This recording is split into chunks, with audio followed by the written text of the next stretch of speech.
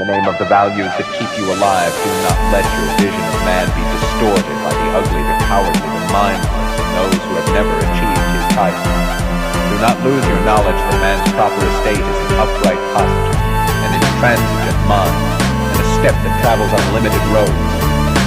Do not let your fire go out. Spark might replace the spark, and the hopeless swamps of the approximate, the not quite, the not yet, the not at all. The world you desired can be won. It exists. It is real. It is possible. It's yours. Hello, everybody, and welcome back to the Crypto Economy Podcast. On today's episode, we have a very exciting guest. Nick is the founder of AXIA, and Nick is here to tell us a little bit more about his project, their partnership with UBDI, and how they intend to take the crypto economy and make it accessible to everyone. So thanks so much for being here, Nick. Thanks so much for having me, Mark. So to get started, maybe we could tell people just a little bit about your first experiences with cryptocurrency. How did you get interested in the space? Well, I was working in fintech for quite some time, and then, but not blockchain or cryptocurrency oriented at all. And then an associate of mine, also a friend, brought something up, and just normally how I am, I'm, a very curious person. I started doing pretty much a deep dive on, the benefits of blockchain, the functionality of blockchain, cryptocurrencies, what is the value of them, these alternative currencies, and so on. And it just, through that education, it actually was, what I would say is I noticed a number of different deficiencies from what I was seeing. And that was really what led to the genesis point of AXIA, knowing that we want to really be a solution to a lot of, the actual issues that exist out there today. So in doing so, were there any, industry leaders that you looked up to that might have given you some inspiration, or people that you might have followed along the way? Well, there's a number of different people really from a number of industries. And so it's not just crypto related, in the sense that I genuinely like individuals who are more on the innovation side, as well as looking at the positive impact side. So it's really about creating positive change through innovation.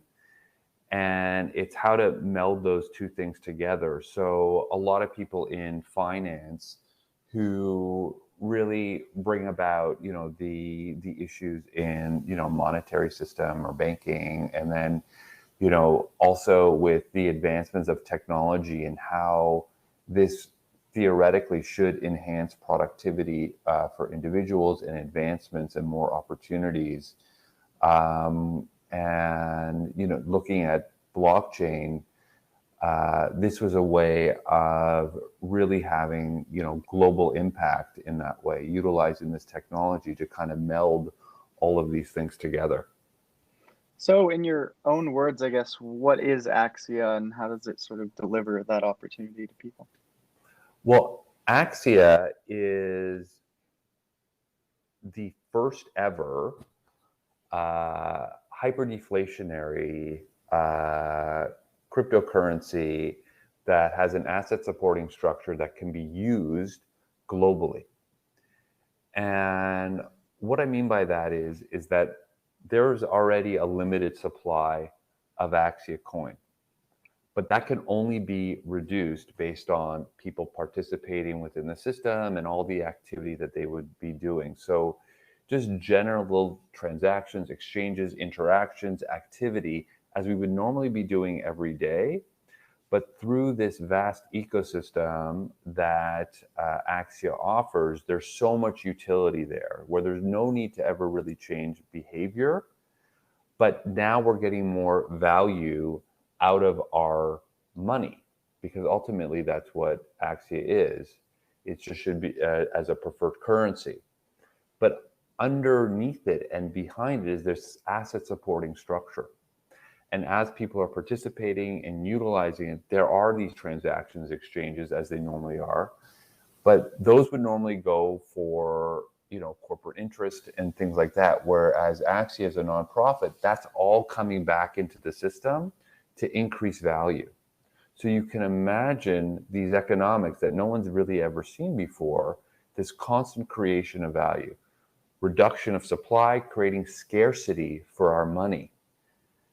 And then there's this increase in this reserve that's supporting it, that's always adding more and more value to the system. It's really the mixing of those two things together, and knowing that this can be used in such a wide variety of ways, as you normally would, every single day, just going to the grocery store, doing your banking, even, telecommunications, other forms of communications. We're just getting more value out of our money, more value out of our time. And that's what AXIA is really bringing to the market. Yeah, and ultimately just value in being a customer. You're making your customers your investors and bringing them all together under one roof, I guess.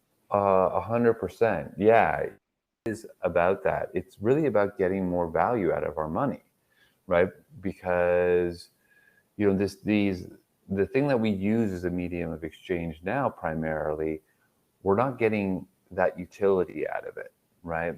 And beyond just essentially a transfer instrument. But now what we're holding as this instrument for transfer is bringing so much more value to us as we're utilizing it, and actually other people as well who are participating in this system. So when you think about like other networks, how would you compare or evaluate AXIA against things like Bitcoin, the US dollar, or even stable coins like Tether? Well, Bitcoin, a lot of people look at it like it's deflationary, right? Because of its limited supply. But it's speculative, it's volatile as well. And part of the reason why that is because you really have to trust that network, right? And there's nothing else really behind it beyond that. So there's other deficiencies as well, knowing that it's bad for the environment. So the more popular it becomes, right, the more damage it could possibly do. And it's expensive to transact. And really people are just looking at Bitcoin as that store of value because of its limited supply. And I'll get to the US dollar in a second. But currencies aren't priced in a vacuum, right? They're priced relative to something else. And because the US dollar could be an unlimited supply, similar to gold, people view Bitcoin in this way of protection of purchasing power. But then, ironically enough, Bitcoin is not being utilized for what it was created for, was to be this medium of exchange, because it's, again, people are only buying Bitcoin because they think they can sell it for more later, not because they want to use it, but because if they use it, they lose out on that chance for profit. And then looking at the US dollar and the current monetary system, here's an issue where we know, inflation, we're going to be constantly losing purchasing power over time. So our dollars are losing value as all these things become more and more expensive, and the barriers to entry for most is increasing. And because, you have the constant accumulation of debt by government, constant printing of more money by central banks, this is just how our monetary system works, but it ends up creating a lot of unfairness in the system, more and more wealth concentration, as I was mentioning before, with those barriers to entry for so many, so they can't advance themselves. We're losing opportunities, and everything is essentially becomes debt-based. So there's those who can take advantage, which is becoming fewer and fewer, into a form of these different forms of storage of value, these assets that people can put money into, but most people cannot. And really there's been a removal of the amount of productivity that we should be having in the economy right now because of how the monetary system functions, which actually inhibits, overall prosperity for nations as a whole. Yeah, you see those, charts where it's like right after 1971, the productivity versus wages just skyrockets in the Right. spread. And a lot of that is because the dollar doesn't have anything backing it. And it seems like Axia has sort of thought that through and decided to have some sort of backing. So what are, the sort of fundamentals of Axia and the ecosystem that give it that value that'll prevent it from spiraling into something where productivity and wages don't match up? Well, right. Well, AXIA is all about, trying to create more productivity, more prosperity, and shared prosperity, really. Because the more people that are brought into the system, the more prosperity that's being created, because it just creates more activity, right? And it enhances those economics. Remember, if your currency is doing essentially the exact opposite of what the US is printing more and more of it, and then there's debt accumulation by government. Mhm. So here you have less and less of the money now that you're utilizing, and the access points are so easy because all you need is a connection to the internet. So it's becoming less and less. So it's measured, remember, in complete contrast to the US dollar. But then behind it, and this is where the fundamentals come in, right? With all of these assets, right? People converting into Axia, that increases the reserve from whatever currency, right? People also utilizing it. There is all of these ways where, looking at the bank, looking at the phone, looking at all of these applications and platforms, which I'm sure we'll be speaking about, but all of these things are generating essentially greater increase to the reserve. At the same time, all the fees in the system is reducing that supply of coin. So that's what really makes this a never before seen system, where all the value is going into the money itself, Axia coin. And it's all distributed for anyone who's actually holding it in whatever capacity. But the great thing is they have the utility on top of it as well, where they know that if I'm using this currency, unlike, let's say, something like a Bitcoin, it actually just creates more value, and not just for myself, but for everyone else who's involved in the community. Yeah, that makes perfect sense. And it sounds like you have a pretty large vision for how this plays out. So, given how large the vision is, how did you decide sort of where to start? And were there any companies that sort of inspired you to disrupt them in that process that you used as the basis for improving the process and the experience for the user? Well, I would describe this as more of an iterative process. So it really started with, the money, the currency, Axia coin, right? How do you, knowing the problems with the current monetary system, we'll say, how do you have something that can stand in contrast to that, where instead of loss of value, it's actually, again, not even protection of purchasing power, it's an enhancement of purchasing power. So really the exact opposite. So it started out really with this economic design first, and then realizing that the more application there is for this instrument, the faster that value is generated for Axia coin. So it just kept expanding the ecosystem. So it was starting, with maybe more simple applications, whether it's, let's say, chatting, conferencing, browsing the internet, but then also with banking and telecommunications, and looking at specifically in the decentralized finance with NFT marketplace or decentralized exchange, even the ability, knowing that everything coming into our ecosystem only adds value, the creation of utility tokens and security tokens within the AXIA ecosystem, and then ultimately the network itself, looking at current blockchain networks. And I think this is something where people are very curious about the industry, and they're maybe participating in some way without a full understanding, and where most aren't.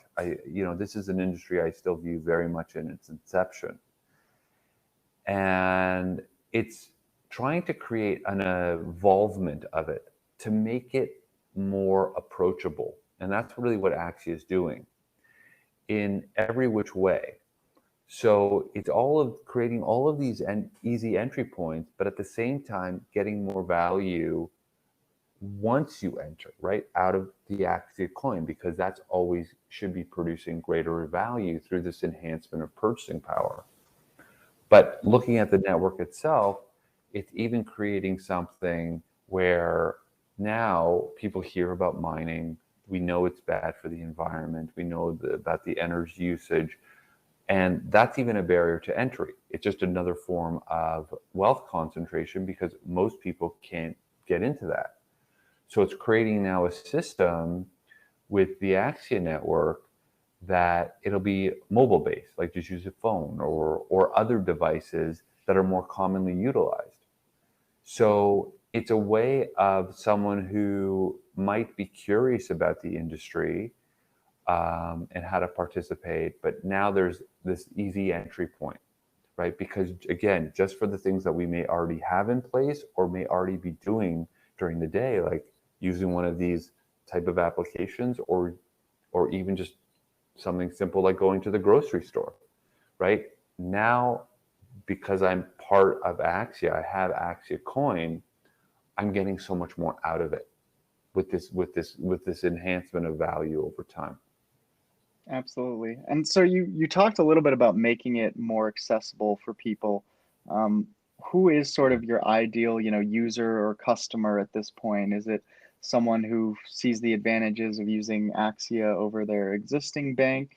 What can they expect once they start using AXIA, and sort of where should they start? Well, I mean, there's so many different entry points. When we're looking at what's available now and what will be available in the future as well. So the ideal customer is, someone who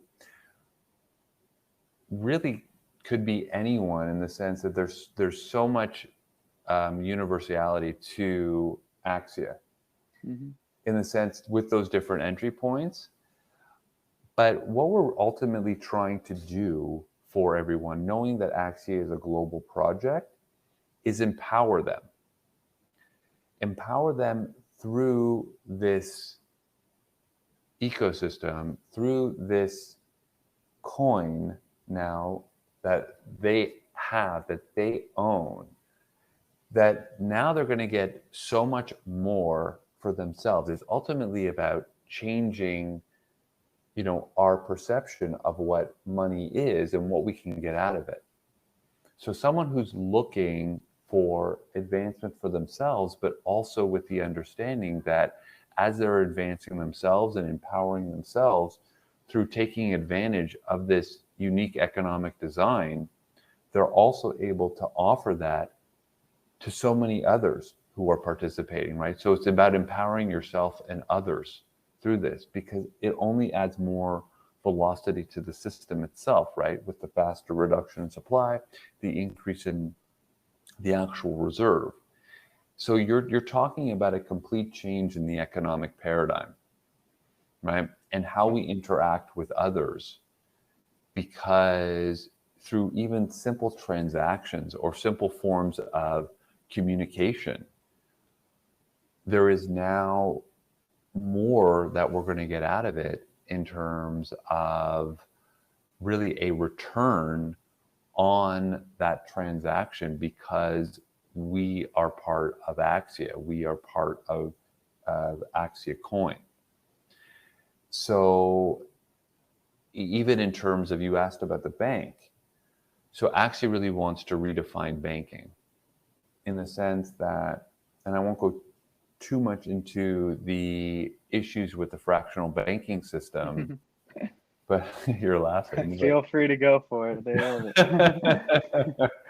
But I mean, it's something where, just looking at even as a high level, right? I'm going to go to a bank. I'm going to deposit my funds. And, today, what are we getting out of that? Well, they're digitizing our money. We get a debit card and so on, or credit, whatever.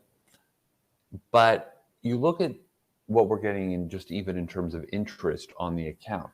So it's, very, very low, 0.0015. Yeah, exactly. Right. It's something where, because of, again, the whole monetary system, they can't be raising interest rates. But it's something where even in certain regions, it's negative interest rates. Yeah. You're paying to put your money in the bank. And this seems so odd to me, just based on the fact that we're providing the service to the bank by making this deposit, right? Because they use it. We're basically giving them this loan. Yeah. And they're going to use those funds so they can leverage it up, issue, because it's their capital reserves, so they can issue all these loans. And, certain times there is a turn in the economy and loans start going bad.